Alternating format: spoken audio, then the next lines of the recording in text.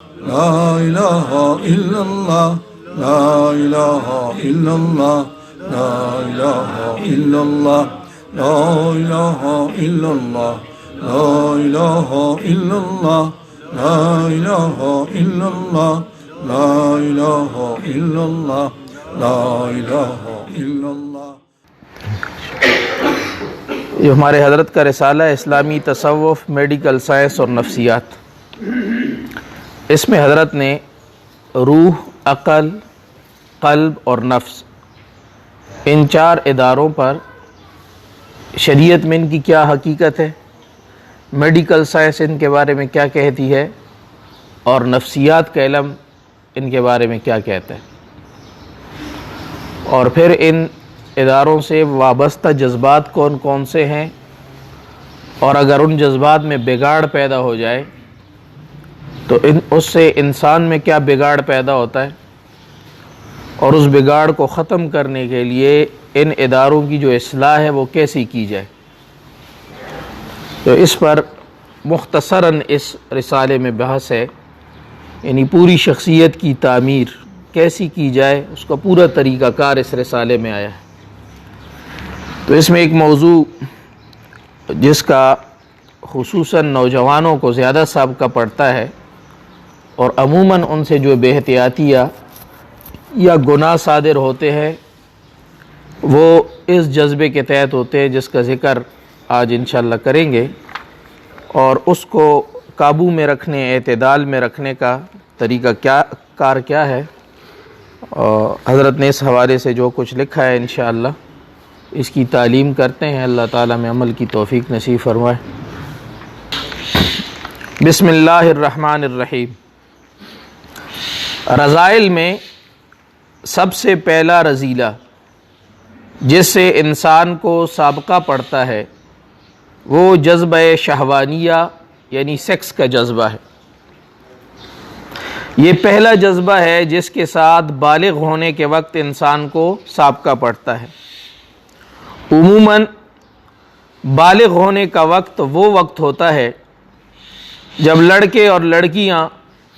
ایک فارغ البال زندگی گزار رہے ہوتے ہیں، نہ کمانے کا غم نہ اور ذمہ داری، گھر میں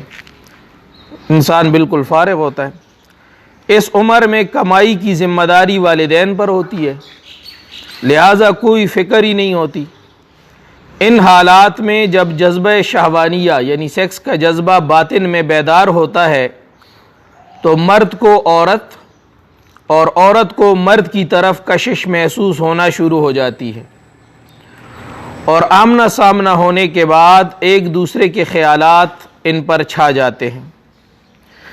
اس جذبے کا اثر جب انسان دیکھتا ہے تو نظر کے ذریعے اس کا اثر دماغ پر آتا ہے. دماغ میں اللہ تعالیٰ نے ہارمونز کا یعنی ایک عروقی نظام رکھا ہے. یہ عروق کھوپڑی کے بالکل وسط میں دماغ کے نیچے ایک غدود پر آتے ہیں، گلینڈز. تو پھر اس سے عروق نکلنا شروع ہو جاتے ہیں، یعنی ان گلینڈ سے، غدود سے وہ عروق نکلتے ہیں، ہارمونز نکلتے ہیں. یہ ہارمونز مرد کے مردانہ غدود اور عورت کے زنانہ غدود پر اثر انداز ہوتے ہیں. یعنی یہ عروق جو ہے، یہ ہارمونز یہ گلینڈز پر اثر انداز ہوتے ہیں. اس اثر کے تحت مرد عورت، لڑکا لڑکی، ہر دو جنسوں میں سیکس ہارمونز نکلنا شروع ہو جاتے ہیں. جب انسان کی نظر لگتی ہے، نظر بٹکتی ہے، تو اس سے یہ جذبہ جو ہے یہ دماغ پر آتا ہے اور جو ہے وہ کام شروع کر دیتا ہے. مردوں میں مردانہ شہوانی عروق اور عورتوں میں زنانہ عروق یعنی ہارمونز کی شکل میں خون میں شامل ہو جاتے ہیں. یہ ہارمونز خون میں شامل ہوتے ہیں. ہر دو قسم کے ہارمونز کا بدن پر اثر آتا ہے، جس کے نتیجے میں بدن کا بڑھنا یعنی نشو و نما، گروتھ، یہ تیز ہو جاتا ہے. بھوک میں اضافہ ہوتا ہے، قوت ہضم میں تیزی آ جاتی ہے، ہڈیاں پٹھے مضبوط ہونے لگتے ہیں، قد تیزی سے بڑھتا ہے، سوچ میں پختگی اور اپنے نفع نقصان کا احساس اور اچھے بری کی تعمیر شروع ہو جاتی ہے. یہ بلوغت کی علامت ہے جب وہ ہارمونز خون میں شامل ہونے لگتے ہیں. غرض ان عروق اور خامروں یعنی ہارمونز کا بدنی، ذہنی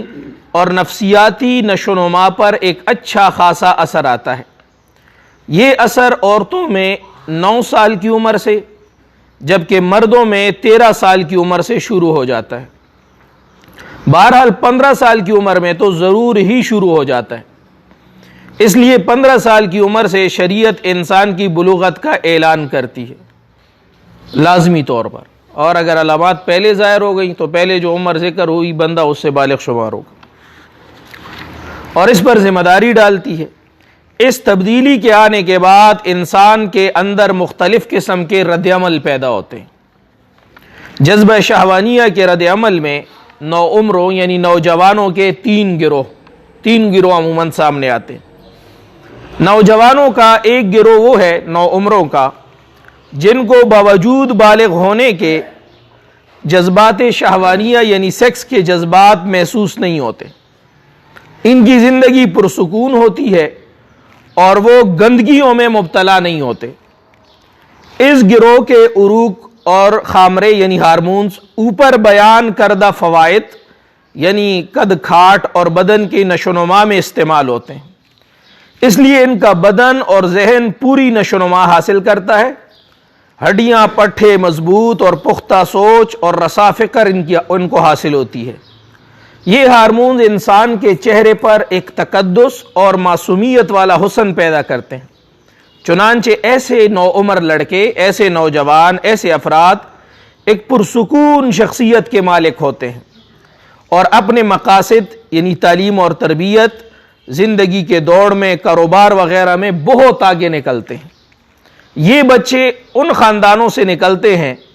جن کے والدین نے موجودہ ذرائع ابلاغ، اخبارات، ٹی وی، انٹرنیٹ، ٹیلی ویژن، کیبل، ان گندگیوں کے زہر اور گرد و پیش کے ماحول کی خرابی سے اپنے بچوں کو بچایا ہوتا ہے۔ نیز ایسے غریب خاندانوں سے ایسے بچے نکلتے ہیں جن کو بچپن ہی سے اپنے خاندان کا پیٹ پالنے کی ذمہ داریوں سے واسطہ پڑا ہو اور ان کی سوچ ادھر ادھر بھٹک ہی نہ سکی ہو۔ وہ چھوٹا بچہ ہے، وہ دکان پہ والد کے ساتھ اتنا کام کر کر کے کہ رات کو تھکا آ رہا، جیسے بسترے پہ پہنچا بس گر کے بیچارے کو نیند آئی، اس کی سوچ کہیں ادھر ادھر بھٹکنے کا سوال ہی پیدا نہیں ہوا۔ تو ایسے بچے ان خاندانوں سے نکلتے ہیں۔ صالح بامقصد اور دلچسپ مطالعہ، صحت مند کھیل کود اور بچوں کی مجالس اور محفلوں کی والدین اور ذمہ داروں کے ذریعے مکمل نگرانی اور گھروں میں نوکروں وغیرہ کے ساتھ تعلق کی مکمل نگرانی اس کے لیے بڑی ضروری ہوتی ہے۔ کئی نوعمر لڑکے لڑکیوں سے جب بندہ نے پوچھا تو پتہ چلا کہ وہ اپنے نوکروں اور نوکرانیوں کے ہاتھوں اچھی خاصی گندگیاں سیکھ کر تباہی کے گڑھے تک پہنچے۔ اسی طرح اس عمر کے جو اپنے بچے ہوتے ہیں ان کو شادیوں میں اور رشتہ داروں کے ہاں کھلے عام چھوٹ دے کر وہاں بھیجنا، اور وہ راتیں گزار رہے ہیں اور کوئی پتہ نہیں ہے ماں باپ کو، والدین کو، کہ جناب اس کی رات کہاں، بس رشتہ داروں کے ہاں ہے، فلاں کے ہاں ننیال کے ہاں گیا ہوا ہے۔ تو یہ جو بے فکری ہوتی ہے اور والدین کی طرف سے آزادی ہوتی ہے، اس میں بچے جو ہے وہ ان کا ماحول برباد ہو جاتا ہے اور وہ ان چیزوں میں پڑ جاتے ہیں، اور ایک دفعہ جب چسکا لگ جاتا ہے تو سب سے پہلے جو ہے وہ انسان جب گناہ کی طرف جاتا ہے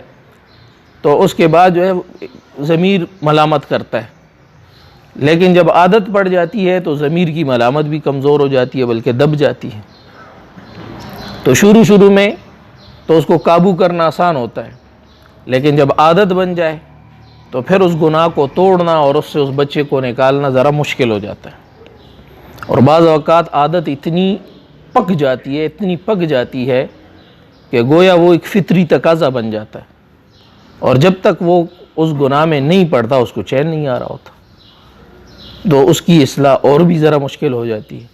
تو شروع قدم پر یہ جو ہدایات حضرت نے لکھی ہے،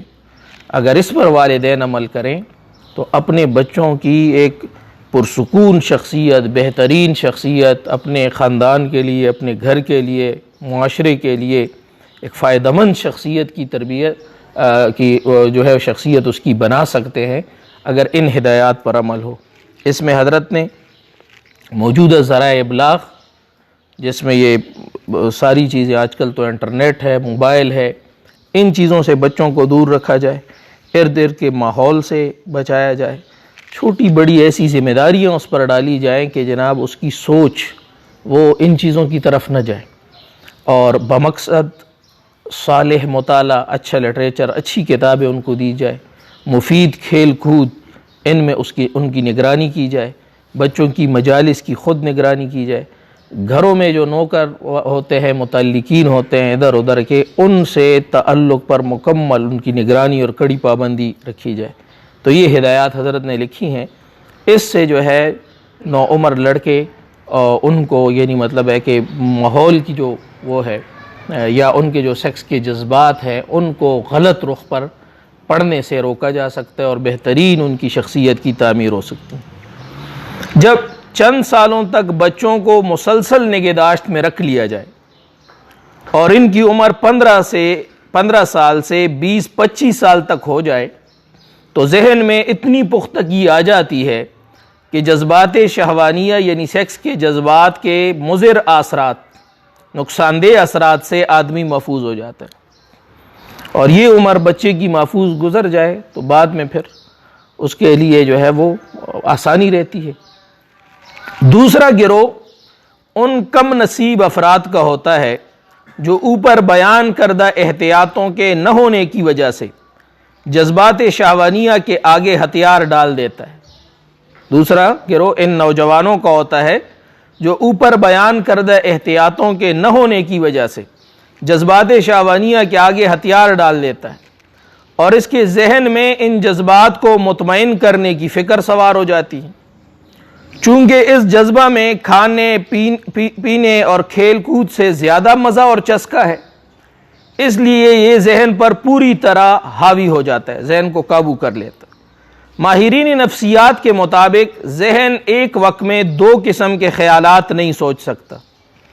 لہذا اس قسم کے افراد کے ذہنوں میں صالح سوچ، نیک سوچ، تعلیم و تربیت اور مستقبل کے لیے کمالات حاصل کرنے کے خیال کے لیے جگہ ہی نہیں بچتی۔ ساری تدبیریں، ساری سوچیں اسی جنسی بھوک کو مٹانے میں لگ جاتی ہے کہ میں اس جذبے کو تسکین کیسے دوں، ہر وقت اسی فکر میں رہتا ہے بچہ۔ ذرائع ابلاغ جتنا زیادہ یعنی یہ ٹی وی، انٹرنیٹ وغیرہ جتنا زیادہ فحاشی کو عام کرتے ہیں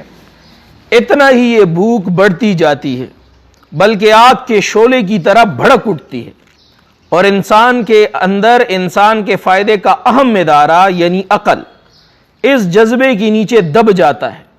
وہ عقل جو مستقبل کے فوائد اور نقصانات کے فیصلے کرتی ہے اور رہنمائی کر کے انسان کو صحیح راستے پر ڈالتی ہے، اس جذبے کے سامنے معوف ہو جاتی ہے اور انسان بالکل حیوانوں کی طرح عمل کرنے لگتا ہے۔ کئی بچے جو بچپن میں بہت قابل، محنتی اور شریف ہوتے ہیں، بالغ ہونے کے بعد بالکل الٹے ہو جاتے ہیں اور ان کی ساری تعمیری سوچیں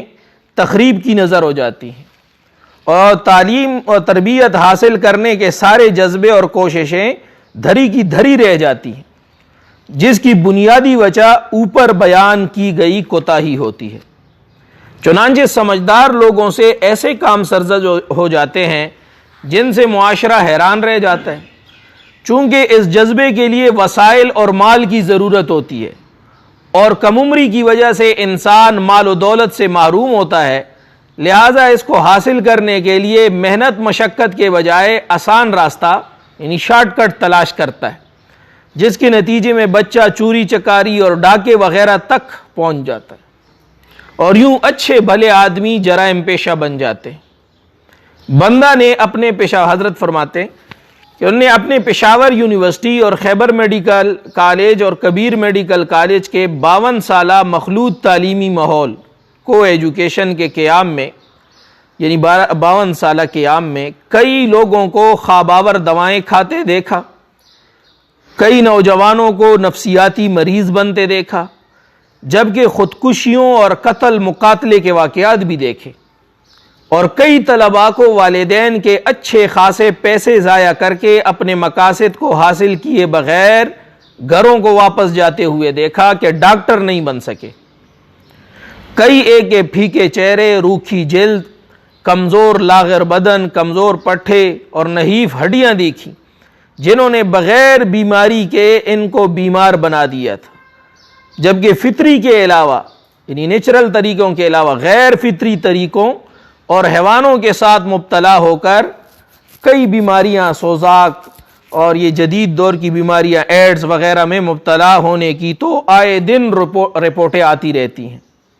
خدا ہی ملا نہ وصال سلم، نہ ادھر کے رہے نہ ادھر کے رہے۔ تیسرا گروہ، بندہ کے تجربہ میں ایک تیسرا گروہ بھی آیا ہے۔ یہ وہ لڑکے اور لڑکیاں ہوتے ہیں جو بالغ ہونے کے بعد ہارمونز یعنی عروق کے زیر اثر جذبات محبت اور جذبات عشق میں مبتلا ہو جاتے ہیں، سیاہ آنکھوں کی جھیلوں میں ایسے ڈوبتے ہیں اور گالوں کی سفیدی اور ہونٹوں کی سرخی کا ایسے شکار ہوتے ہیں اور زلفوں کی زنجیروں میں ایسے گرفتار ہوتے ہیں کہ ان کی سوچ اور فکر اسی جذبہ محبت کے ماتحت ہو کر رہ جاتی۔ چونکہ ہر دور میں یہ جذبات اور احساسات رہے ہیں یعنی عشق و محبت کے،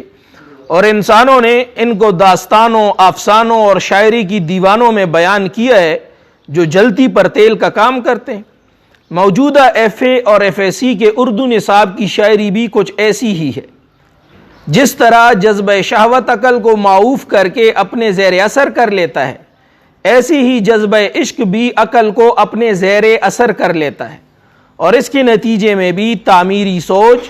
تعلیم و تربیت اور مستقبل کے لیے کمالات حاصل کرنے کے ارادے ختم ہو جاتے اور انسان ایک خیالی دنیا میں غرق ہو جاتے۔ عشق نے غالب نکما کر دیا، عشق نے غالب نکما کر دیا، ورنہ ہم بھی آدمی تھے کام کے۔ اب مقصد کی طرف آتے ہوئے ہم سوچیں کہ قوت جنسیہ یعنی سیکس کا یہ جذبہ انسان کے بدن کا ایک اہم ادارہ، فیکلٹی ہے، جو انسان کی نوع کو باقی رکھنے کے لیے دیا گیا ہے، انسان کے نسل کو باقی رکھنے کے لیے اللہ نے دیا ہے، اور اس سے متعلقہ عروق اور خامرے یعنی ہارمونز انسان کے بدن کی نشوونما، بڑھوتری اور بقا کے لیے کتنے اہم ہیں۔ چنانچہ بڑھاپے میں جب یہ ہارمونز کم ہو جاتے ہیں، یہ عروق کم ہو جاتے ہیں، تو مرد اور عورت دونوں بدن کی کمزوری، ہضم کی خرابی، مزاج میں چڑچڑاپن اور آخر میں ذہنی کمزوری وغیرہ کا شکار ہو جاتے ہیں۔ اسی قوت جنسیہ سے نسل بڑھتی ہے، جس سے گھریلو اور خاندانی زندگی وجود میں آتی ہے، اور اجتماعی گھریلو نظام جہاں چھوٹے بچوں کی نشو و نما کا ذریعہ بنتا ہے، ان کے لیے بہتر تعلیم و تربیت کے مواقع فراہم کرتا ہے، وہاں بالغ اور بڑوں کے لیے معاشرے میں زبردست سہارا، تائید اور معاون ثابت ہوتا ہے، یعنی خاندانی نظام نیز بوڑھوں کو بڑھاپے کے مشکل دور کو گزارنے کے لیے اپنی اولاد کی شکل میں بھی ساتھی اور خادم دیتا ہے۔ جب اس کا استعمال یعنی جذبہ شہوانیہ کا استعمال بیرا روی کا شکار ہو جائے تو گھریلو اور خاندانی آئلی زندگی کا خاتمہ ہو جاتا ہے۔ باقاعدہ ازدواجی اور گھریلو زندگی شروع کرنے کی بجائے نوجوان جب تک کہ صحت اور پیسہ ہو زندگی کی چکا چوند سے لطف اندوز ہونے میں مگن رہتے ہیں، لیکن جو ہی کسی بیماری یا حادثے کا شکار ہو جاتے ہیں تو کوئی پوچھنے والا ہی نہیں ہوتا، اور جوانی ختم ہو کر بڑھاپا آ جائے تو ساری چکا چوند ختم۔ بیرا روی کے نتیجے میں لوگ بچے پیدا نہیں کرتے۔ چنانچہ آج مغرب میں یعنی یورپ میں گھریلو زندگی کے خاتمے کے نتیجے میں بچوں کے لیے نرسنگ ہوم اور بوڑھوں کے لیے اولڈ ہوم قائم کرنے پڑ گئے، کیونکہ ان کا کوئی پرسان حال نہیں۔ اگر ان کی ریاستوں نے اس کا بندوبست نہ کیا ہوتا اور یہ عارضی اور مصنوعی سہارے بھی نہ ہوتے تو انسان کی زندگی دکھ کی دکھ ہوتی۔ یہ سارا نظام مادی وسائل کے زور پر وجود میں لایا گیا۔ یہ وسائل اگر مغرب کے پاس نہ ہوتے اور موجودہ بیرا روی کی زندگی اس طرح ہوتی تو مغرب کب کا ختم ہو چکا ہوتا۔ مغرب نے مسائل کا حل جنسی آزادی میں سمجھا کہ سیکس کی آزادی دے دو، چنانچہ انہوں نے معاشرے کو آزاد کر دیا اور اسکولوں میں سیکس یعنی جنسی تربیت شروع کروا دی اور معاشرے کو ایسی برا روی کا شکار کر دیا کہ الامان والحفیظ۔ چنانچہ تعلیم و تربیت کے بے پناہ وسائل ہونے کے باوجود آج ان ملکوں کو، مغربی ملکوں کو، باہر کی دنیا سے ڈاکٹرز، انجینئرز اور مختلف شعبوں میں تربیت یافتہ کوالیفائڈ لوگوں کو نقل مکانی کے ذریعے اپنے ملکوں میں لانا پڑتا ہے، کیونکہ اپنی ضرورت کے مطابق یہ لوگ مقامی تربیت یافتہ ڈاکٹر، انجینئر پیدا نہیں کر سکتے، مہیا نہیں کر سکتے۔ ان کے لڑکے لڑکیاں جنسی برا روی کا شکار ہو کر بامقصد تربیت سے فارغ ہو چکے ہیں اور ملکی ضروریات پورا کرنے کے لیے رجال کار کی کمی ہے، جبکہ ہمارے پاس بے روزگار ڈاکٹروں اور انجینئروں کی پوری کھیپ موجود ہے۔ بندہ کے ایک شاگرد ڈاکٹر صاحب انگلینڈ سے آئے اور بتایا کہ سال 2003 میں برطانیہ نے نرسیں فلپائن سے منگوائی، کیونکہ ان کے اپنے شہریوں میں تربیت یافتہ نرسوں کا فقدان ہے، کمی۔ وجہ وہی ہے کہ ان کے نوجوان تربیت کے وقت کو جنسی برا روی کے لطف میں ضائع کر کے اپنے اور اپنے ملک کے لیے تباہ کاریوں کا ذریعہ بن رہے ہیں۔ اسلام نے نہ تو عیسائیوں کی طرح سیکس کے جذبے کو مکمل ناجائز کر کے رہبانیت کی ترغیب دی ہے۔ رہبانیت یہ کہ انسان شادی نہ کرے اور پہاڑوں میں نکل جائے اور بس ایسی زندگی گزارے، اور نہ اس جذبے کو بے لگام چھوڑ کر اپنی مرضی سے استعمال کرنے کی اجازت دی ہے جیسے کہ آج کل مغرب اور یورپ میں، بلکہ اس کے لیے اصول اور ضوابط، حیا، پردہ، نکاح، مہر، طلاق وغیرہ کی شکل میں مقرر کیے ہیں، پورا نظام ہے، جن کی وجہ سے اس سے متعلق فوائد انسان کو حاصل ہو جائے اور اس کے غلط استعمال سے اور اوپر بیان شدہ خطرات سے انسان محفوظ رہ سکے۔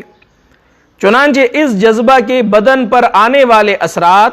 اس کے نتائج اور ان جذبات کی اصلاح کے لیے غور و فکر کی ضرورت ہے۔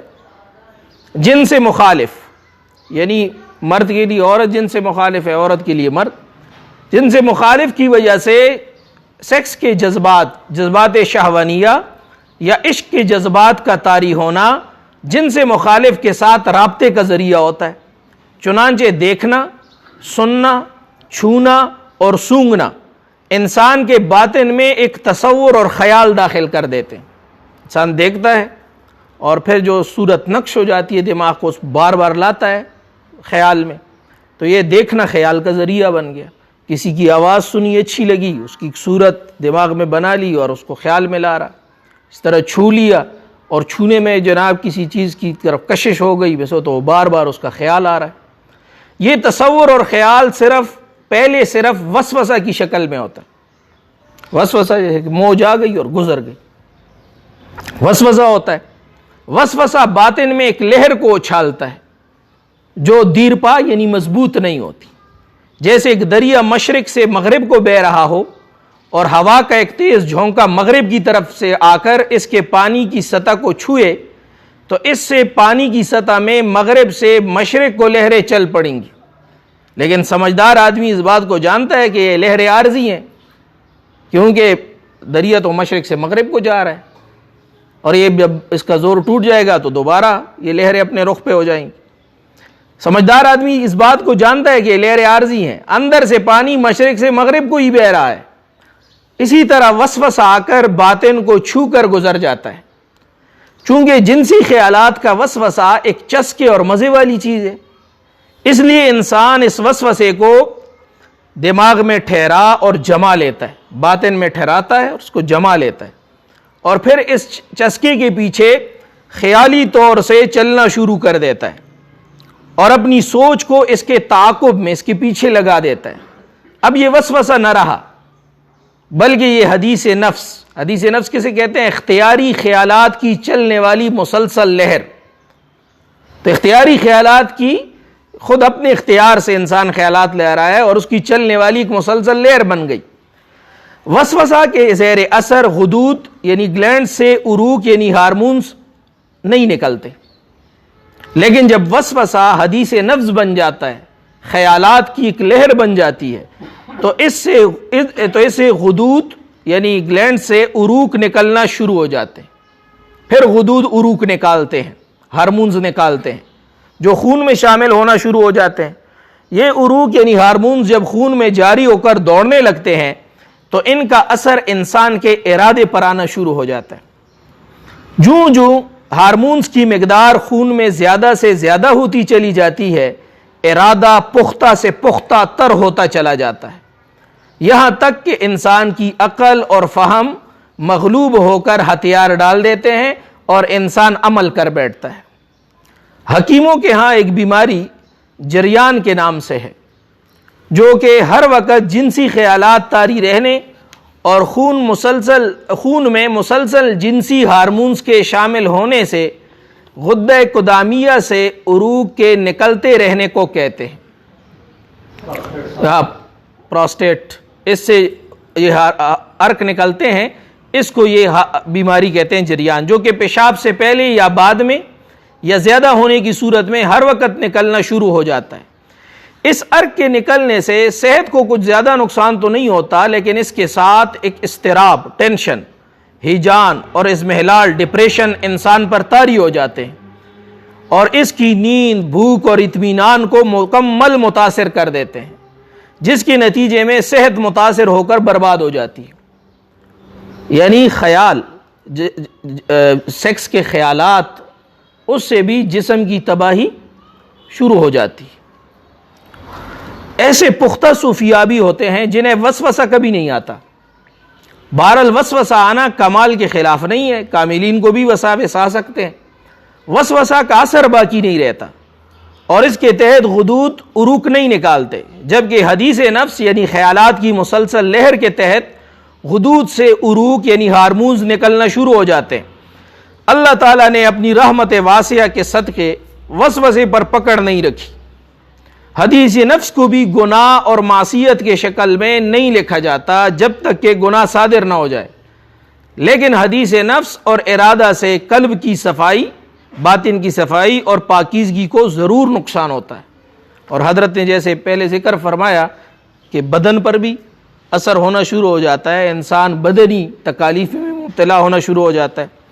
اور آئندہ کے لیے قلب کے استعداد میں کمی آ جاتی ہے۔ جذبہ جنسیہ شہوانی رذیلہ نہ بنے اور انسان کی تباہی کا سامان نہ ہو، اس کے لیے قرآن اور حدیث نے پوری رہنمائی فرمائی اور شریعت نے پوری ترتیب مقرر کی اور صوفیاء کرام نے پورا نظام مرتب کیا ہے، جس کے تحت اس قوت کو ایسے استعمال کیا جاتا ہے جیسے گھر میں آگ کو استعمال کیا جاتا ہے۔ آگ اگرچہ خطرناک چیز ہے اور جان و مال کی ہلاکت کا ذریعہ بن سکتی ہے، لیکن جب چولہے کے اندر جلائی جاتی ہے تو اسے کھانا پکانا، پانی گرم کرنا، بدن گرم کرنے کے فائدے حاصل کیے جاتے ہیں اور اپنے آپ کو اس سے محفوظ رکھا جاتا ہے۔ اسی طرح جذبہ جنسیہ کو رذیلہ بن کر جنسی بدعملی اور بے مقصد وفانی عشق بازی سے روکنے کا سامان کیا گیا ہے، تاکہ اس جذبے کے فائدے نسل کی بقا کی صورت، خاندانی زندگی اور سکون باطن کی شکل میں حاصل ہوں اور یہ جذبہ تباہی کا سبب نہ بنے۔ چنانچہ شریعت اسلامیہ نے اس کے لیے سب سے پہلا بندوبست پردے کی شکل میں کیا اور محرم و غیر محرم کا نظام روشناس کرایا ہے۔ یہ محرم یعنی جن کا چہرہ کھلا ہو، آپ ان کے ساتھ رہ سکتے ہیں، بہن ہے، ماں ہے، بیٹی ہے۔ بنیادی طور سے عورت کے گھر اور چاردیواری کے اندر رہنے کو بہتر اور افضل قرار دیا گیا ہے۔ بنیادی پردہ تو یہی ہے کہ عورت کے جسم کی ساخت کبھی کوئی اندازہ نہ لگا سکے کہ اس کا قد کتنا ہے، اس کا جسم کا جو ہے وہ ساخت کیسی ہے۔ تو یہ سب سے پہلے درجے کا پردہ یہ ہے جو حضرت فاطمہ رضی اللہ تعالیٰ عنہ اور حضرت عائشہ رضی اللہ تعالیٰ عنہ نے کیا ہے۔ وہ آپ نے واقعہ سنا ہوگا جس میں حضرت عائشہ رضی اللہ تعالیٰ عنہ کا ہار کھو گیا تھا، تو اس کی وجہ یہ تھی کہ حضرت عائشہ یا دیگر جو ازواج تھی یا حضرت فاطمہ رضی اللہ تعالیٰ عنہ تھی، اگر ان کو ضرورت بھی پیش آتی سفر کی، تو یہ ایسا نہیں کہ برقع پہن لیا اور عبا پہن لی اور یا بڑی چادر اوڑھ لی اور اس میں سفر کر رہی ہیں، بلکہ ان کے لیے ایک ہودج بنایا جاتا، وہ جو اونٹ پر رکھا جاتا تھا، ایک ڈولی سی ہوتی تھی، اس میں بیٹھ جاتی اور وہ خادم اٹھا کے اونٹ پہ رکھ دیتے تھے تو اب کوئی پتہ نہیں چل رہا کہ ان کا قد کتنا ہے، جسم کی ساخت کیا ہے. تو صرف انہوں نے اپنے چہرے کو نہیں چھپایا بلکہ جسم کی ساخت تک کا پردہ کیا. اس لیے حضرت فرما رہے ہیں کہ سب سے اصل تو یہ ہے کہ عورت جو ہے وہ گھر کی اور چاردیواری کے اندر رہنے کو بہتر اور افضل قرار دیا گیا. یہ پردہ لازمی تو نہیں ہے لیکن بہتر اور افضل ہے. اگر کسی خاتون کو اللہ نے یہ موقع دیا ہے تو چاہیے کہ وہ یہ بہتر اور افضل پردہ کرے. اور عورت کے ذمہ اجتماعی اعمال جیسے باجماعت نماز، جنازے کی نماز، جہاد، خدمت خلق کے دوسرے کاموں کو فرض اور واجب کے درجے میں نہیں رکھا شریعت، لیکن بشری ضروریات اور تقاضوں کی وجہ سے باہر نکلنے کی اجازت بھی دی ہے. اور اس کے لیے حدود اور قیود اور ضابطے شریعت نے مقرر کیے ہیں. چنانچہ ایک پردہ وہ ہے جو گھر سے باہر کے ماحول میں جانے کے لیے مقرر ہوا ہے. گھر سے عورت باہر جائے تو پردہ. اس بارے میں یدنین علیہن من جلابیبہن، سورہ احزاب کی آیت ہے، یہ نازل ہوئی کہ باہر نکلتے ہوئے اپنے اوپر جلباب لے کر نکلیں. جلباب وہ بڑی چادر ہوتی ہے جو سارے بدن کو مکمل ڈھانپ لے اور بدن کے ابھار وغیرہ بالکل نظر نہ آئے، اور راستہ دیکھنے کے لیے صرف ایک آنکھ کھلی رکھی جائے. اس کے خلاف بناؤ سنگار کے ساتھ نکلنے کو آیت ولا تبرجن تبرج الجاہلیت الاولی، یہ بھی سورہ احزاب کی آیت ہے، اس میں اللہ نے روک دیا اس آیت میں زیب و زینت کر کے عورت نہ نکلے، بناؤ سنگار کر کے، کہ جاہلیت کی دور کی طرح بن ٹھن کر بناؤ سنگار کی نمائش کرتے ہوئے عورتیں نہ نکلیں. گھروں کے اندر رہتے ہوئے اور محرموں کے سامنے آنے کے وقت بھی وَلْيَضْرِبْنَ بِخُمُرِهِنَّ عَلَى جُيُوبِهِنَّ، سورہ نور کی آیت ہے کہ اپنے دوپٹوں اور اوڑھنیوں کو گریبان پر ڈالے رکھیں. بیٹے کے سامنے، بھائی کے سامنے، ٹھیک ہے، والد کے سامنے، یہ گھر کے اندر بھی یہ پردہ رکھیں.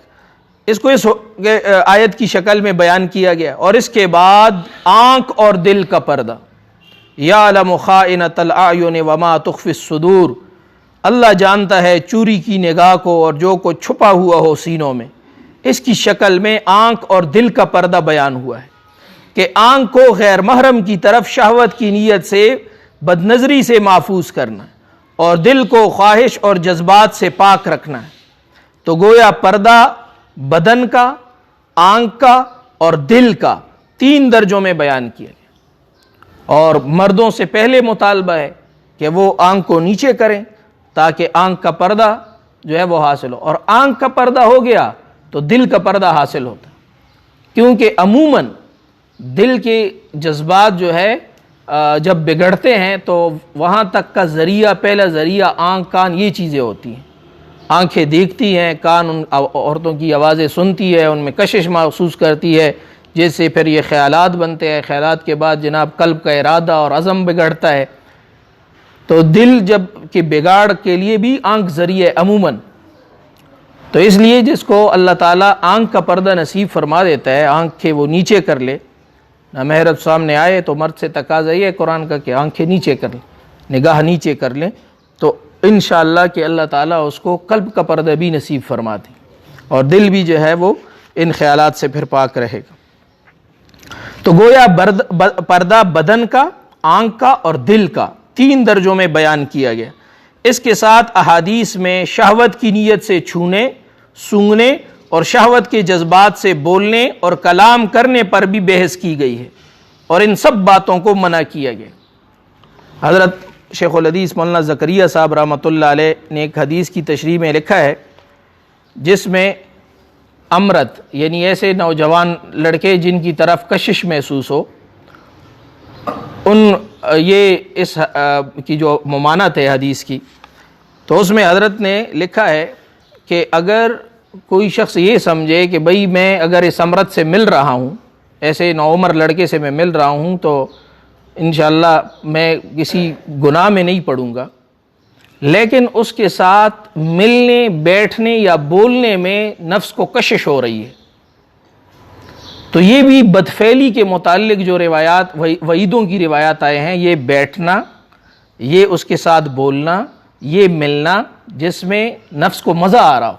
یہ بھی بدفعلی کے وعیدات کے تحت داخل ہے. تو ان چیزوں سے بھی حدیث میں منع کیا گیا. عورت کے لیے پورے بدن کا چھپانا فرض کیا گیا اور مرد کے لیے ناف سے گھٹنوں تک چھپانا فرض کیا گیا, اور باقی بدن کو چھپانا سوائے چہرے, گردن اور نصف پنڈلی سے نیچے جو ٹانگیں ان کو مستحب قرار دیا گیا. چنانچہ مردوں کے لیے بھی نماز کے دوران کوہنیوں سے اوپر آستین کرنا مکروہ ہے. غیر محرم مرد اور عورت کا تنہائی میں بیٹھنا فساد کا سبب ہے, اس کو حدیث سے کے روح سے روکا گیا ہے. عورت کا اکیلے سفر کرنا جو اس کے لیے خطرناک ہے اور اس کی طرف بلحوثوں کی توجہ کو کھینچ سکتا ہے, شریعت نے منع کیا ہے اور یہ حکم دیا ہے کہ سفر میں عورت کے ساتھ محرم ہو تاکہ غیر کی توجہ اور دھیان اس عورت کی طرف نہ لگے. عورت کو اگر کبھی مجبوری میں مردوں سے بات کرنی پڑے یا گھر میں کوئی مرد نہ ہونے کی صورت میں بازار سے ضروری سودا سلف لینا پڑے تو پردے میں ہو کر سخت اور کرخت لہجے میں بات کرے تاکہ اس کی طرف کسی کی طبیعت مائل نہ ہو. خوشبو لگا کر اور بجنے والا زیور پہن کر نکلنے سے عورت کو منع کیا گیا ہے. عورت کی تصاویر کی بطور اشتہار نمائش کو روکا گیا ہے, غرض کہ اس حیا اور پردے کے نظام سے جذبات کا برانگیختہ ہونا اور گلینڈز یعنی غدود کا عروق ہارمونز تیار کرنا وغیرہ کو روک دیا گیا, جس سے طبیعت گناہ اور تباہی کی طرف مائل ہوتی. چنانچہ بندہ کے شیخ حضرت مولانا محمد اشرف خان سلیمانی صاحب رحمۃ اللہ علیہ کے جو مرید امریکہ, برطانیہ اور روس تعلیم کی غرض سے گئے اور اپنے خاندانوں کو ساتھ لے گئے, اپنی احتیاط کی وجہ سے ان ملکوں کی براہ روی کا قطعاً شکار نہیں ہوئے. ان ممالک کی تو پوری کوشش ہوتی ہے کہ ہمارے نوجوان ان کی تہذیب اور ثقافت کو اختیار کر کے ان کے رنگ میں رنگ جائیں اور پھر اپنے اسلامی ممالک میں واپس آ کر ان کے معصوم نمائندے یعنی ایجنٹ بن کر زندگی گزاریں اور اپنی تہذیب اور ثقافت کے ساتھ ٹکراؤ اختیار کر کے ان ممالک کے نظام کو یہاں رائج کرنے کے وکیل بن جائیں. ان ساتھیوں کو بعد میں اسکالرشپ یعنی وظیفے پر 1 سال کے لیے دوبارہ بلایا گیا. اس سفر میں بال بچوں کو ساتھ نہیں لے جایا جا سکتا. جب ان افراد سے بندہ نے پوچھا تو 2 نوجوانوں نے بڑے پتے کی بات بتائی. پروفیسر ڈاکٹر عالم خان صاحب نے بتایا کہ ڈاکٹر صاحب گلینڈز اور عروق کا ایک نظام ایک گانے والا طائفہ ہے, ہارمونل آرکیسٹرا. اگر یہ طائفہ اپنے آلات موسیقی کو بجائے تو بجتے ہیں اور اگر نہ بجائے تو خود بخود نہیں بجتے, اور یہ آلات غدود ہیں اور ان کو بجانے والا آلہ تصور اور خیال ہے. اگر تصور اور خیال پختہ ہو تو نہ غلط خیال آتا ہے, نہ اس کے نتیجے میں ہارمونز نکلتے ہیں اور نہ اندر ہی جان پیدا کرتے ہیں. لہٰذا ہم نے مکمل سکون کا وقت گزارا اور بالکل پریشان نہیں ہوئے. دوسرے ساتھی بندہ کے برادر نسبتی حافظ حسین احمد صاحب نے بتایا کہ تصوف کا ایک مراقبہ پختہ کر لیا تھا, جس کی وجہ سے ہر وقت اپنے باطن پر نگاہ رہتی تھی اور فانی مزوں اور جذبوں کی جگہ اس باطنی حلاوت اور مٹھاس میں مصروفیت رہتی تھی, جس کی وجہ سے فاسد خیالات گھیر ہی نہیں سکے. چنانچہ ایک عرصہ تک بغیر شادی کے حافظ صاحب نے مکمل پاک اور عصمت و عفت والی زندگی کینیڈا جیسی جگہ میں گزاری. نکاح عیسائیت کے رہبانیت والے غیر فطری ان نیچرل طریقے کے مقابلے میں اسلامی شریعت میں نکاح مقرر کیا گیا, جو نسل کی بقا یعنی بقائے نوعی کا بہترین طریقہ ہے اور خاندانی زندگی کے وجود میں آنے کا بہترین نظام ہے. جنسی جذبہ کو یورپ کی طرح وقتی طور پر پورا کرنا اور کسی پابندی والے نظام کے تحت نہ ہونے کو سختی سے روکا گیا ہے. آیت محسنین غیر مصافحین ولا متخذی اخدان سورہ مائدہ کی آیت ہے, ان کے قید میں لانے کو یعنی ساری زندگی نکاح کے بعد ایک دوسرے کا مکمل پابند ہو کر گزارنا, نہ مستی نکالنے کو اور نہ چھپی آشنائی کرنے کو میں اس کی تصریح موجود ہے. یعنی نکاح جو ہے اس کا مقصد صرف مستی نکالنا اور چھپی آشنائی اور دوستی کرنا نہیں ہے, بلکہ ساری زندگی عورت مرد مکمل پابند ہو کر گزاریں. چونکہ جذبہ جنسیہ کے غلط استعمال سے نسب کا خراب ہونا, میراث کے مسائل کا پیدا ہونا عورت کے حصول کے لیے مقابلہ آرائی اور اس کے نتیجے میں مخالفت، مخاصمت اور قتل تک نوبت پہنچنا، یہ ایسے مفاسد ہیں کہ جن کی روک تھام کے لیے شریعت نے سخت اور پرحکمت قانون سازی کی۔ چنانچہ قذف اور رجم کی سزائیں مقرر کی گئی۔ قذف کہ کسی پاکدامن عورت پر بہتان لگا لیا جائے اور اس کو ثابت نہ کیا جا سکے 4 گواہوں کے ذریعے، تو پھر 80 کوڑے بہتان لگانے والے کو لگتے ہیں۔ اور رجم کے شادی شدہ مرد عورت سے جو ہے خدا نخواستہ بدکاری ہو گئی تو رجم کی سزا ہے پتھروں کی سزا۔ رجم سنسار کرنا گو شرائط کے لحاظ سے کافی سخت ہے اور یہ شاذ و نادر ہی نافذ ہوتا ہے، لیکن اس کے نفاذ کا اتنا خوف اور دہشت ہے کہ اگر جنسی جذبہ کے غلط استعمال کی طرف ذہن جائے بھی تو یہ خوف سامنے آ جاتا ہے اور انسان کو براروی سے روک دیتا ہے۔ قذف کسی پر بدکاری کی جھوٹی تہمت لگانے کو کہتے ہیں، جسے 4 آنکھوں دیکھے گواہوں سے ثابت کرنا پڑتا ہے۔ اگر تہمت لگانے والا ثابت نہ کر سکے تو اسے قذف کی سزا 80 درے لگائے جاتے ہیں۔ چنانچہ دونوں سزائیں کافی سخت ہیں، لیکن ان کے نافذ کرنے کی شرائط اتنی سخت ہیں کہ یہ خوف اور دہشت کی صورت میں تو سامنے رہتی ہیں، لیکن نفاذ ان کا کافی مشکل ہوتا ہے۔ اور پوری 1500 سالہ اسلامی تاریخ میں مشکل سے چند مثالیں پیش کی جا سکتی ہیں۔ تو ہمارے استادوں سے ہم نے سنا کہ رجم کی جو سزا ہے سنساری کی، یہ جب بھی نافذ ہوئی ہے یہ خود اقرار سے نافذ ہوئی ہے کہ بدکاری کرنے والے نے آ کے خود اقرار کیا ہے کہ مجھ سے یہ ہوا، 4 دفعہ اس نے اقرار کیا ہے تو اس پر جو ہے وہ نافذ ہوئی، ورنہ اسلامی تاریخ میں گواہوں کے ذریعے اس کو ثابت نہیں کیا جا سکتا، کیونکہ جو گواہی کی ترتیب ہے وہ اتنی سخت ہے کہ اس معیار پر یعنی مطلب ہے گواہی اور اس معیار کی بے حیائی اور بدکاری تو الحمدللہ پوری 1.5 سالہ تاریخ میں کہیں اسلامی تاریخ میں نہیں ہوئی کہ اس بدکاری کا ایسا مشاہدہ ہو اور مشاہدہ کرنے والے 4 افراد ہوں، تو ایسا کبھی نہیں ہو سکا کہ گواہوں کے ذریعے اس کو ثابت کیا جائے۔ اس کے علاوہ قرآن و حدیث نے تقویٰ اور عفت کی خوبیاں یعنی پاکیزگی کی خوبیاں اور ان کے حاصل ہونے پر دنیا کی برکتیں اور آخرت میں جنت کی رعنائیاں اس دل نشین انداز میں بیان کی ہے جو طبیعت کو ان کی طرف کھینچتی ہے، اور براہ روی کے نتیجے میں دنیا کی بے برکتی اور آخرت میں جہنم کی ہولناکیوں کو ایسے خبردار کرنے والے انداز میں بیان کیا ہے کہ انسان کو چوکنا یعنی الرٹ کر دیتا ہے۔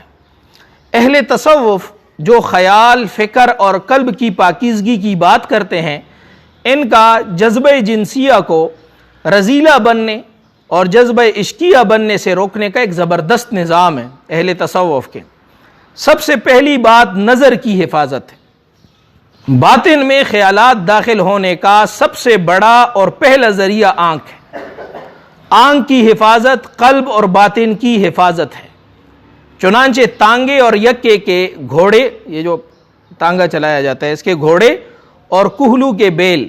کو اپنے یہ جو پرانے زمانے میں گڑی چورتے ہوئے پختوں کی اولا کم اس کے بیچ پکے تڑلے اولا استرگو تیدا سے پٹائی لگولی، ان کو مقصد پر رکھنے کے لیے نظروں کی جبری حفاظت کروائی جاتی ہے، گھوڑے سے اور بیل کے نظر کی حفاظت کروائی جاتی ہے، لہٰذا کولو کے بیل کی آنکھوں پر مکمل پٹی باندھی جاتی ہے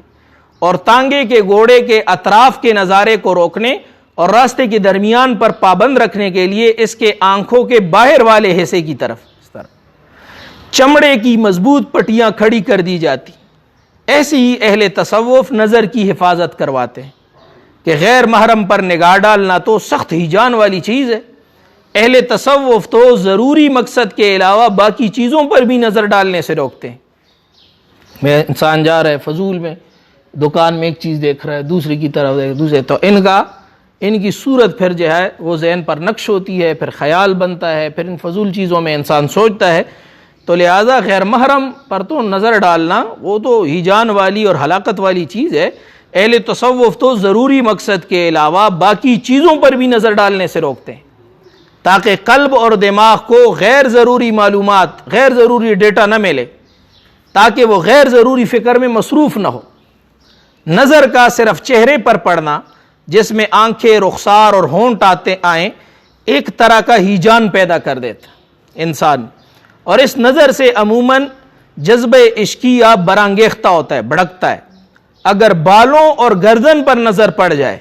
تو جذبہ جنسیہ برانگیختہ ہوتا ہے، جبکہ گریبان اور سینے کے ابھار پر نظر پڑے تو جذبہ جنسیہ شدت سے برانگیختہ ہوتا ہے۔ اور باطن میں غدود یعنی گلینڈ سرعت سے خون میں ہارمونز ڈالنا شروع کر دیتے ہیں اور حالات بے اطمینانی اور فسق و فجور کی طرف، گناہ کی طرف بڑھنے لگتے ہیں۔ جذبہ عشقیہ کے طاری ہونے کو صوفیاء کافی حد تک اختیاری بتاتے ہیں، یعنی اپنے اختیار سے انسان یہ جذبہ اپنے اوپر طاری کرتا۔ چنانچہ نظر پڑنے سے باطن میں قلب پر، دل پر ایک تصویر آ جاتی ہے۔ اب آدمی اپنے ارادے سے اس باطن کی تصویر کو عالم خیال میں بار بار دیکھتا ہے تو وہ تصویر پکی ہو جاتی ہے۔ جب تنہائی میں ہوتا ہے تو قلب میں بیٹھی ہوئی تصویر پر دھیان لگاتا ہے اور ایک ایک خط و خال کو دھیان سے گزار کر لطف اور حظ و مزہ پاتا ہے، جس سے باطن کی سوچ، فکر اور مراقبے کی قوت اس جذبے پر لگنا شروع ہو جاتی ہے۔ پھر آدمی کا جذبہ بنتا ہے کہ کوئی رازدار ڈھونڈے اور اپنے اس حال کا اور دل میں جس کو بسایا ہے اس کے حسن و جمال کا تذکرہ کیا کرے، چنانچہ اس کا بندوبست کرتا ہے۔ اور اگر کسی بیوقوف کو رازدار چارہ ساز اور غمگسار کے اور غمگسار کے ہاتھ لگ جائے تو وہ اور بھی اس کا ساتھ دے کر ان تذکروں میں بڑھ چڑھ کر حصہ لیتا ہے اور اس کی داستان محبت سنتا رہتا ہے، جس سے جذبہ اور قوی ہوتا رہتا ہے۔ اور اگر کوئی اس جذبے کے خلاف بولے تو اس کو تکلیف ہوتی ہے اور نصیحت کرنے والا اس کو برا لگتا ہے۔ یہ کہاں کی دوستی ہے کہ بنے ہیں دوست ناصح، کوئی چارہ ساز ہوتا کوئی غم گسار ہوتا۔ غرض کے جذبہ محبت سے جنون کی حدوں تک بڑھ جاتا ہے اور اب مستقبل کی بامقصد فکر کی جگہ اس جذبے کو بیان کرنے والے فالتو اور فضول شعراء کے کلام لے لیتے ہیں اور برخوردار صاحب ایک سائنسدان، ڈاکٹر، انجینئر کے بجائے ایک عاشق نامراد بن جاتے ہیں اور مستقبل میں ملک و قوم کی خدمت نیز اپنی اور خاندان کی کفالت اور پرورش کی جگہ بربادی کے سامان کی طرف چلنے لگتے ہیں۔ عاشق نامراد کی قبر پہ تھا لکھا ہوا، جس کو ہو جان و دل عزیز وہ نہ کسی سے لگائے دل۔ بدنظری کا ایسا عادی ہو جانا کہ ایسے مواقع اور ایسی جگہوں پر ارادتاً بندہ جائے۔ ایسی بدنظری کی لت پڑ گئی کہ اب جا رہا ہے پارکوں میں، بازاروں میں اور مختلف جگہوں پہ، یا ٹی وی دیکھ رہا ہے اور جناب انٹرنیٹ دیکھ رہا ہے کہ میں دیکھوں اس کو، اور اس عمل کو اپنا مشغلہ بندہ بنا لے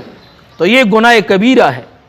اور اگر اپنے ضروری کاموں میں چلتے پھرتے، ملازمت ہے، بازار میں سودا سلف لینے گیا ہے، وہاں چلتے پھرتے اچانک نظر پڑ جائے اور انسان نہ جھکائے تو یہ گناہ صغیرہ ہے۔ نظر کا جھکانا ارادی ہے، اپنے ارادے سے بندہ جھکا سکتا ہے، کوئی زور سے بدنظری کے لیے مجبور نہیں کرتا، یہ اپنے ہی نفس کا چسکا ہوتا ہے جو اس کے لیے مجبور کرتا ہے۔ دنیا اور آخرت کے لحاظ سے اس کے نقصانات اور نتائج کو دھیان میں لا کر، یہ علاج ہے، دنیا اور آخرت کے لحاظ سے اس کے نقصانات اور نتائج کو دھیان میں لا کر اور پہلے نامرادوں کا انجام کو سوچ کر جبراً اپنی نظر کو جھکانا ہوتا ہے۔ جو آدمی غیر محرم پر پڑنے والی نظر کو جھکا دے، اس کو اللہ تعالیٰ ایسی عبادت کی توفیق عطا فرماتے ہیں جس کی حلاوت اور مٹھاس کو وہ اپنے قلب میں محسوس کرتا ہے۔ لہٰذا عزم اور ارادہ تو کرنا ہی پڑتا ہے، نفس کی چاہتوں کے خلاف کچھ نہ کچھ تگ و دو یعنی کوشش کرنی ہی ہوتی ہے، ورنہ نفس کو بے مہار اپنی مرضی پر چھوڑ دیا جائے تو مہار وہ رسی ہوتی ہے نا جو جانور کی ناک میں ڈال کے اس کو قابو کیا جاتا ہے، تو نفس کو بھی قابو کرنا پڑتا ہے۔ اگر اس کو بے مہار چھوڑ دیا جائے تو یہ اپنے چسکے مزے پورے کراتے آخر ذلت اور ناکامی کے گڑھے میں گرا کر چھوڑتا ہے۔ میڈیکل کالجوں کی مخلوط تعلیم والے ماحول میں بندہ نے کئی طلباء کو عاشق نامراد بنتے دیکھا، جن کا سکون برباد ہوا، نیند و چاٹ ہوئی، صحت گر گئی اور ذہن کی پڑھائی کی استعداد ختم ہوئی، اور بعض بغیر پڑھائی اور ڈگری کے اپنے گھروں کو واپس ہوئے۔ بعض کو فسق و فجور میں، گناہوں میں مبتلا ہو کر اپنی ہم جماعت لڑکیوں کے حاصل کرنے میں مقابلہ آرائی ہو جانے سے جنگ و جدال اور قتل و قتال کے نتائج کی طرف بڑھتے ہوئے دیکھا۔ سکون آور دواؤں کا استعمال، خواب آور دوائیں جو دماغی امراض میں مبتلا ہونا اور خودکشی کے افعال بندہ کی نگاہوں کے سامنے سے گزرے۔ آج یورپ اور امریکہ اسلامی ممالک کو یہ باور کرانے کی کوشش کر رہا ہے کہ تمہارے معاشرے میں مسائل اس وجہ سے ہے کہ تم نے سیکس کے جذبے پہ سخت پابندیاں لگا رکھی. ان مسائل کے حل کے لیے اس جذبے کو مغرب کی طرح کھلا چھوڑنے کی ضرورت. حالانکہ ان کے بے مہار معاشرے میں جہاں اس جذبے کو پورا کرنے میں انسان حیوانوں سے زیادہ آزاد ہو چکے ہیں، یہ جذبہ بھوک سے زیادہ ہوتا جا رہا ہے، اور ایڈز، سفلس، گونوریا جیسی بیماریوں کے اعداد و شمار ان میں ہم سے کہیں زیادہ ہے. بے سکونی، دماغی امراض، طلاقیں، جرائم اور خودکشیاں ہم سے کہیں زیادہ ہے. سن 1996 عیسوی کے امریکہ کے اعداد و شمار جو جیلوں کے عملہ کے تربیت کرنے والے لاہور کے کالج کے پرنسپل صاحب کی زبانی بندہ نے خود سنے ہیں، وہ یہ ہے کہ امریکہ کی کل آبادی 24 کروڑ 96، ان کے جیلوں کی تعداد 8000 اور کل قیدی 4 کروڑ. اس کے مقابلے میں پاکستان کی آبادی اس وقت 12 کروڑ، جیلوں کی تعداد 80 اور کل قیدی 80,000. ہر سال 40 لاکھ امریکی بچے میٹرک کا امتحان دیتے ہیں، جن میں سے 25 لاکھ پاس ہوتے ہیں اور 15 لاکھ فیل ہوتے ہیں. یہ 15 لاکھ 3 سالوں کے اندر مختلف جرائم کر کے جیلوں میں پہنچ جاتے ہیں. ضروریات اور خوشحالی کے اتنے مواقع، ذرائع موجود، جانوروں کی طرح جنسی آزادی، اور پھر بھی مسائل اتنے زیادہ کہ ہمارے ہاں ان کا عشر عشیر یعنی 1/10 بھی نہیں. پشاور جیل کے ایک ریٹائرڈ ملازم سے بندہ نے پوچھا کہ پاکستان کی آزادی سے پہلے قیدی زیادہ تھے یا پاکستان بننے کے بعد زیادہ ہوئے؟ تو اس نے بتایا کہ آبادی کے تناسب سے پاکستان بننے کے بعد قیدیوں کے تعداد میں کمی ہوئی. اگرچہ پاکستان میں مکمل شرعی نظام تاحال نافذ نہیں ہے، پھر بھی بجائے انگریزوں کے مسلمانوں کی حکومت ہو جانے سے اتنا بڑا فرق. اب اس جذبے کا صحیح استعمال جس کے تحت نسل کی بقا ہو، انسان کو راحت اور سکون حاصل ہو، مرد عورت کا اور عورت مرد کا سہارا بن کر ہن لباس لکم وانتم لباس لہن، کہ عورتیں وہ پوشاک ہیں تمہاری اور تم پوشاک ہو ان کی، اس کی عملی تفسیر بنے. اس کے لیے صوفیاء نے زبردست نظام ترتیب دی ہے، جس کا جیسا کہ پہلے یہ بات تذکرے میں آ گئی کہ چہرہ، آنکھوں، رخساروں اور ہونٹوں پر نظر پڑنے سے فوراً باطن میں قلب پر تصویر آ جاتی ہے. چنانچہ بیان ہوا کہ نظر کو پھیرنا، جھکانا یہ تو اختیاری ہے. اگرچہ بد نظری میں مزہ بہت ہے، لیکن کئی مزے کے کام ہیں جن کا صحت کو نقصان ہوتا ہے. جبراً آدمی اپنے آپ کو ان سے روکتا ہے. ذیابیطس یعنی یہ شوگر کا مریض اپنے دل اور دماغ، گردے اور اعصاب کو تباہی سے بچانے کے لیے باوجود دل چاہنے کے میٹھی چیزوں سے پرہیز کرتا ہے، جبکہ بلند فشار خون یعنی ہائی بلڈ پریشر کا مریض اپنے آپ کو نمک، انڈوں اور گوشت سے دل چاہنے کے باوجود روکتا ہے. اگر خود کو نہ روکے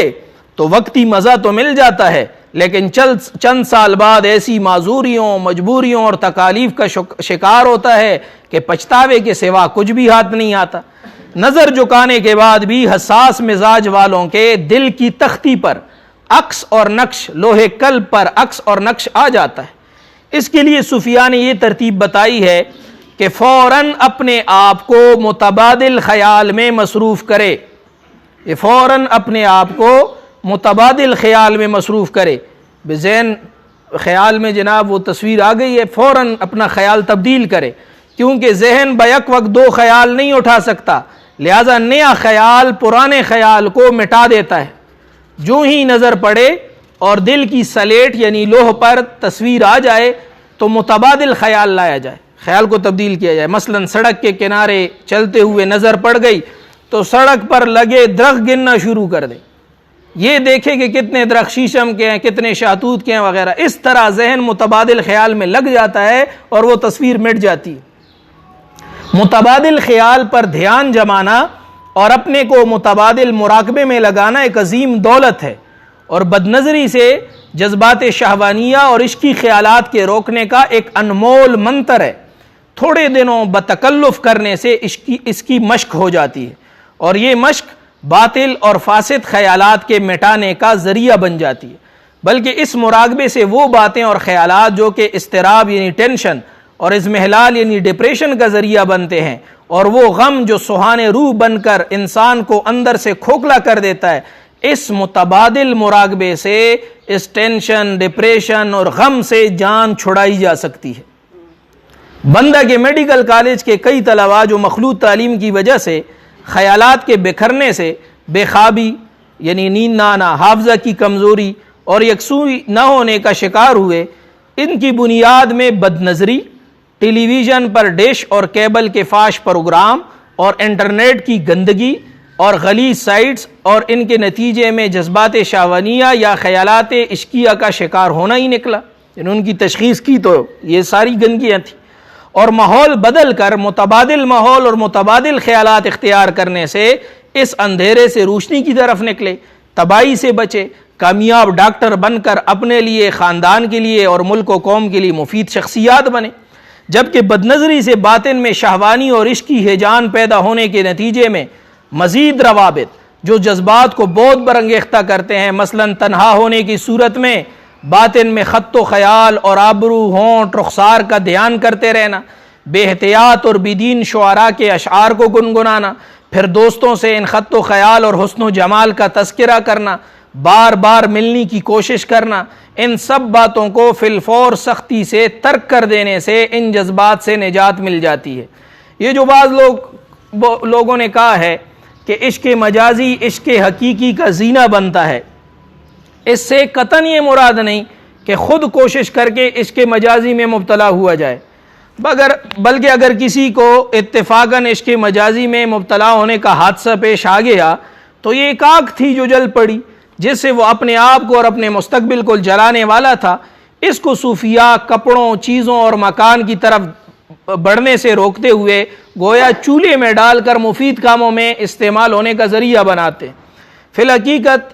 طبی محبت جس میں سوز و گداز، رونا دھونا اور محبوب کے خط و خال اور حسن و جمال کا خیال رہ رہ کر آ رہا ہو اور بے قرار کر رہا ہو، یہ مقصود ہی نہیں۔ شریعت میں جو محبت مقصود ہے وہ عقلی محبت ہے، شرعی محبت ہے۔ محبت شرعی اور محبت عقلی اس کو کہتے ہیں کہ جس سے محبت ہو اس کی مرضی اور چاہت کے مطابق اپنے آپ کو بنائے،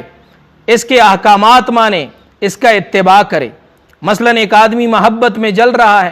اور اشعار گا رہا ہے، لیکن جب محبوب کہے کہ مجھے پانی پلا دے، کھانا کھلا دے، میرے لیے سہولت کا بندوبست کر دے، تو وہ بالکل نہ کرے۔ تو اس سے معلوم ہو جائے گا کہ اس کی محبت صرف زبانی جمع خرچ اور اس کے نتیجے میں اس کو وفا اور اتباع حاصل نہیں ہے، لہٰذا وہ طبی کیفیت جو دل میں محسوس کر رہا ہے وہ بے فائدہ ہے۔ ان دو محبتوں کو پہلے بزرگوں نے یوں بیان کیا ہے کہ مثلاً ایک آدمی پیاسا ہے، اس کو پانی کی چاہت ہے اور اپنے اندر پیاس کو محسوس کر رہا ہے، یہ اس چاہت کے تحت پانی تک پہنچتا ہے اور جب پانی پیتا ہے تو اس کا مزہ اپنے اندر محسوس کرتا ہے، لیکن اس کی ضرورت محض ایک گلاس پانی۔ اس کے مقابلے میں ایک کسان اور کاشتکار کو بھی فصل کے لیے پانی کی ضرورت ہوتی ہے اور وہ اس کو حاصل کرنے کے لیے کوشش کرتا ہے۔ پانی کی یہ ضرورت اسے اپنے اندر پیاس کی طرح محسوس نہیں ہوتی، لیکن غلے کی مستقبل کی ضرورت کو جانتے ہوئے وہ اس پانی کی ضرورت بجائے طبیعت کے عقلاً محسوس کرتا ہے، اور ایک گلاس نہیں بلکہ نہر، ندی اور ٹیوب ویل کے ہزاروں گیلن پانی کا بندوبست کرتا ہے۔ پانی کے مل جانے سے اپنے اندر تو کوئی مزہ محسوس نہیں کرتا، لیکن اس کے ساتھ متعلقہ فوائد کو عقلاً جانتا ہے۔ بالکل ایسی ہی طبی اور عقلی محبت کا فرق ہے۔ جنسی جذبہ اگر مندرجہ بالا طریقوں سے قابو میں نہ آئے تو صوفیاء کثرت روزہ یعنی زیادہ روزہ رکھنا اور حیوانی غذاؤں کے ترک کرنا یعنی انڈا، گوشت، دودھ، مچھلی کے ذریعے اس کو ترک کرنے کے ذریعے اس کا علاج کرتے ہیں، جس سے خون میں مقوی اجزاء، قوت والے اجزاء کی کمی ہو جاتی ہے اور جنسی جذبہ اعتدال پر آ جاتا ہے۔ مہینہ میں ایام بیض یعنی چاند کے 13، 14 اور 15 تاریخوں کے روزوں سے عام آدمی کا جنسی جذبہ حد اعتدال پر آ جاتا ہے۔ مزاج اگر قوی ہو، مضبوط ہو، تو ہفتے میں پیر اور جمعرات کے روزے سے مسئلہ حل ہو جاتا ہے۔ اگر اس سے بھی حل نہ ہو تو صوم داؤدی یعنی ایک دن روزہ اور ایک دن افطار سے تو بھینسے کے برابر شہوت والے کو بھی قابو کر لیا جاتا ہے۔ سب سے آخر میں اس جذبے کو صحیح مقصد کے تحت استعمال کرتے ہوئے نکاح اور شادی کے ذریعے بقائے نوعی یعنی نسل کی بقا کا بندوبست کیا گیا. شادی کو آسان اور سادہ رکھا گیا تاکہ وہ کم سے کم وقت میں اور کم سے کم خرچ کر کے منعقد ہو سکے. چنانچہ منگنی، جہیز، زیورات، بھاری ولیمے کی پابندیاں رسم بد کی شکل میں معاشرے میں جو مسلط کی گئی ہیں، ان کا شریعت کے ساتھ دور کا بھی واسطہ نہیں. جنسی جذبہ کو بر وقت درست کر کے اور اس کی صحیح تربیت کر کے اس کو بامقصد تربیت میں لا کر دنیا اور آخرت کی بے پناہ سہولتیں اور کامیابیاں حاصل کی جا سکتی ہیں، جبکہ براربی کا شکار ہو کر دنیا اور آخرت کے لحاظ سے بربادی کا سامان مہیا ہو جاتا ہے. اس بحث کے بعد بھی اگر کوئی اس جذبے کی صحیح تربیت کروا کے اسے صحیح رخ پر نہ ڈالے تو اس کا اللہ ہی حافظ ہے. اس کا مطلب یہ ہوا کہ وہ خدا تعالیٰ کے دیے ہوئے اختیار کو استعمال ہی نہیں کر رہا اور اپنے آپ کو سیلاب کے موجوں کے سامنے خس و خاشاک کی طرح پھینک رہا ہے اور طوفان کے آگے سوکھے پتوں کی طرح خود کو ڈال رہا ہے. اس کا نتیجہ نیست و نابود ہونے کے سوا اور کیا نکلے گا. مضمون مکمل ہو گیا. اللہ اللہ اللہ اللہ اللہ اللہ اللہ اللہ اللہ اللہ